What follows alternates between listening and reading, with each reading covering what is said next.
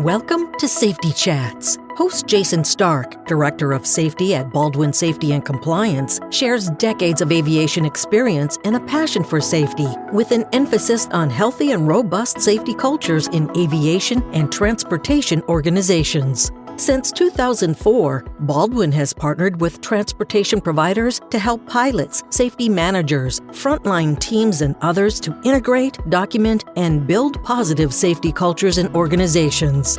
Each podcast episode will focus on an element of safety that can help you in your workplace, whether it's a cockpit, vehicle, or hangar. Let's get started with this week's Safety Chat. Hey everybody, welcome to the Baldwin Safety Chat Pod. I love to call it the pod. The pod, it makes it sound like what we used to do with Safety Chat, but something that you could just like put in your pocket and take with you. So really excited to be here with you. The Safety Chat Podcast, again, we're going to cover some very pertinent topics that I think in safety management system, but it's a less structured format, which I guess allows me to interject my opinion a little bit more. I'm not going off slides. Maybe that's a good thing. Maybe that's a bad thing. But I don't know. We'll see how it goes. But really excited to be doing this with you. Hopefully you are listening and joining me virtually in a sense. But today's topic, I'd like to talk a little bit about something that can get under your skin. And I guess maybe that's kind of a weird way to start with it. But has anybody or has even media used a phrase that has really gotten under your skin? I know maybe about a decade ago it was the term boots on the ground. I know that really bugged a lot of people. It was overused, and it was just one of those phrases that just drives you nuts. Well, I happen to have a phrase, or actually a term that drives me nuts, and it is the 4 pillars. The 4 pillars of SMS. Why am I talking about that, starting that off? I don't know. I needed a good topic, and that was one that really struck me, the 4 pillars. This is really a pet peeve to me in terms of calling what are actually the 4 components of safety management system, calling them the 4 pillars. And still hear that today. I'm not saying that's a bad thing, not saying that you can't call it that. It's just something that kind of rubs me wrong, and I'll tell you why. And I talked about this in many of the classes I did on the on safety management systems. But when I think of a pillar, when I look at a pillar, it reminds me of a silo. It reminds me of something that's hardened, that is fixed, and that is not fluid and not movable. And so that's what I think of when I think of a pillar. So when we talk about the 4 pillars, as I know the FAA refers to it and the industry has referred to it, obviously we're talking about safety policy and objectives, safety risk management, safety assurance, and safety promotion. Calling them pillars makes it seem like they are containers for the associated elements that are part of those pillars.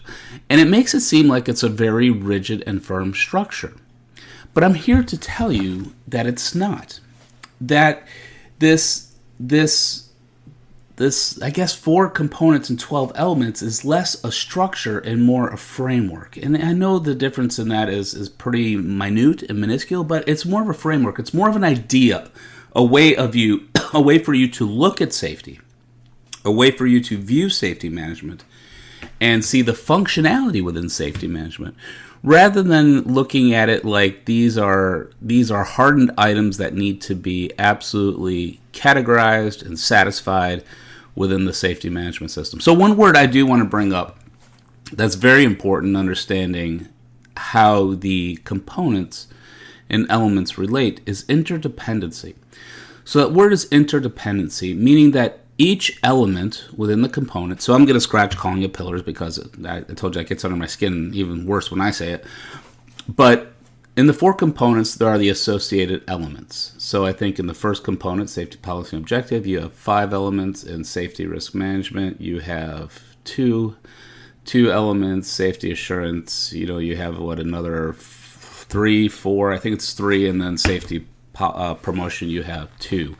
And so they should add up to 12. I don't have it right in front of me, so forgive me if I got the numbers. I was taking it off the hip. But the point being is that each of these elements are not necessarily a separate and distinct thing.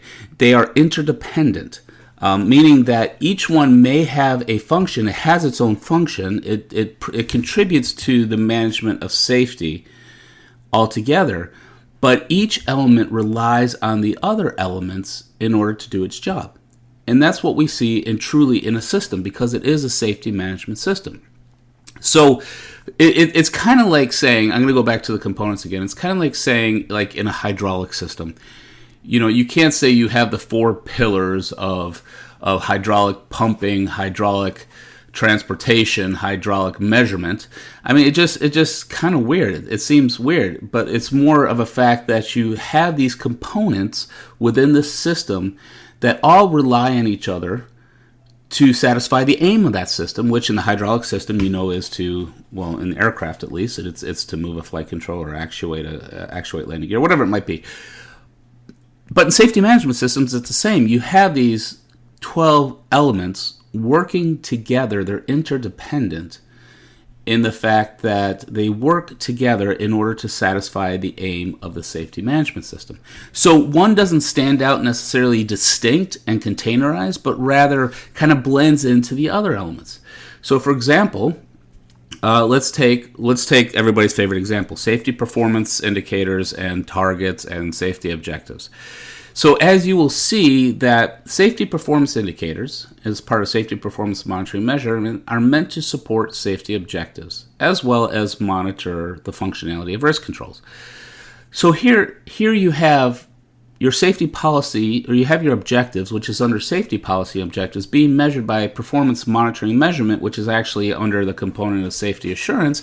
And then you also need to display these measurements for all of your employees to see, which is part of safety promotion.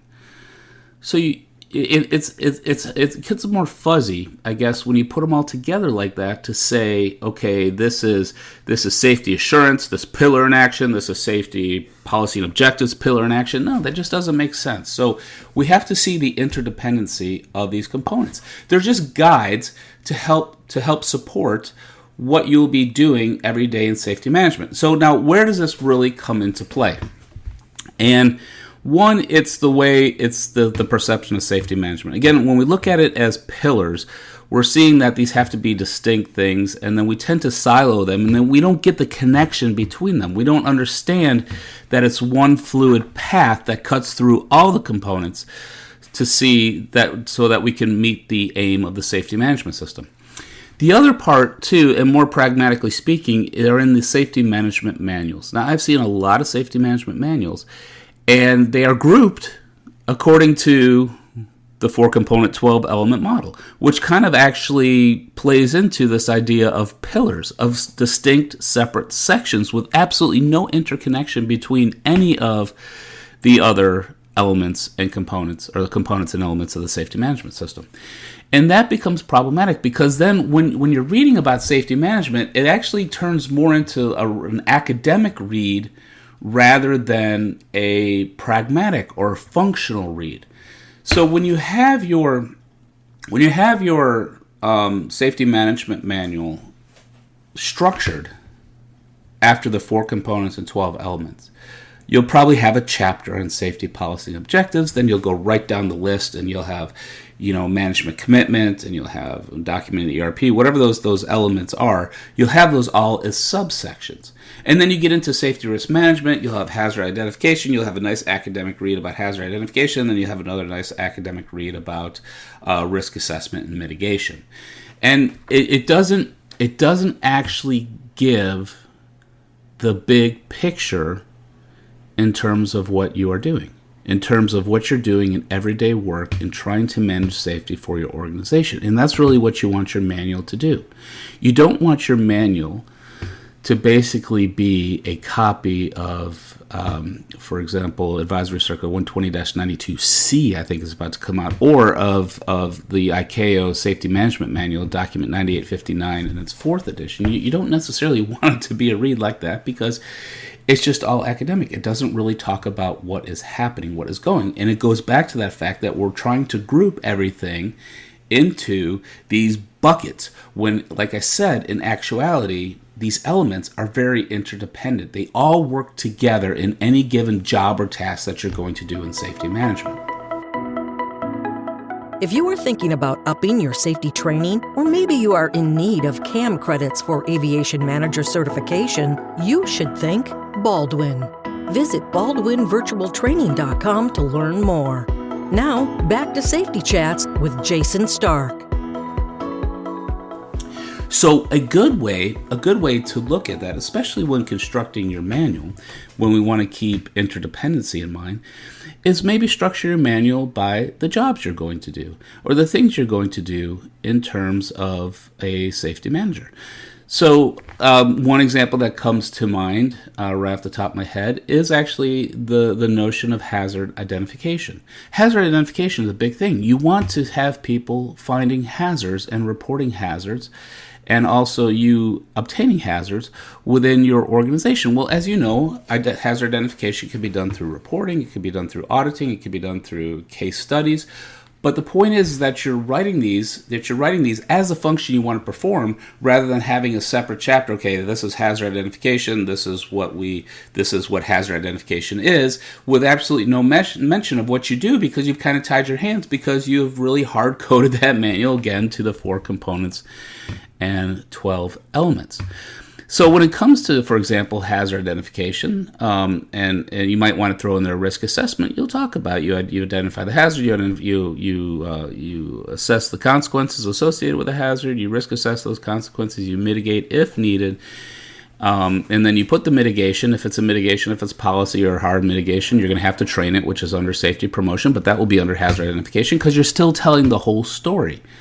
You're not going to say, okay, we mitigate the hazard. Let's say it's a training mitigation. We mitigate the hazard and then stop there, because that's the end of your hazard identification and risk assessment section. And then further down in the manual and safety promotion, say some of the things we talk about when we promote safety are new controls, whatever, in the set. It's very disjointed. You didn't actually show the whole flow of the process, which can be very confusing and can be disrupting within your organization. So you kind of want to show this flow. So again, it's good to get a sense of guidance in terms of your manual. It's good to get it so that it talks more about what you're doing rather than some academic what it is, if that makes sense. And I know I'm going on a rant here, but that's okay, because it's a podcast. That's what we're supposed to do, right? But anyway, a good resource, really, really good resource, and you're going to have to search for this, but it's out there and it's free, is ICAO Document 9859.